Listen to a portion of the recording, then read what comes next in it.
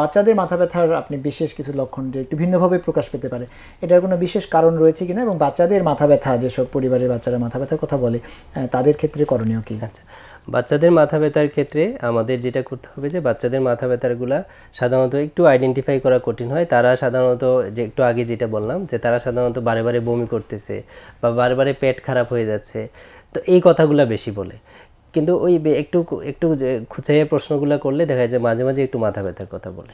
সেই ক্ষেত্রে হচ্ছে আমরা সাধারণত প্রাথমিক যে ওষুধগুলা পেটের সমস্যার জন্য, সাথে পাশাপাশি আমরা প্যারাসিটামল ওষুধগুলো দিলে এবং একটু কাউন্সিলিং করলে তখন দেখা যাচ্ছে এই ওষুধগুলো আমরা ভালো হয়ে যায়। সেক্ষেত্রে ভয় পাওয়ার কিছু নেই, এগুলো কোনো খারাপ ধরনের হয় না। তবে কম বয়সে বাচ্চাদের ক্ষেত্রে একটু খেয়াল রাখতে হয় তাদের খারাপ কোনো লক্ষণ আছে কিনা মাথা ব্যথার। যেহেতু অল্প বয়সে বাচ্চাদের ব্রেনে এই ধরনের লক্ষণ থাকলে আমরা সাধারণত সিটি স্ক্যান বা এমআরআইটা করে নেওয়ার চেষ্টা করি।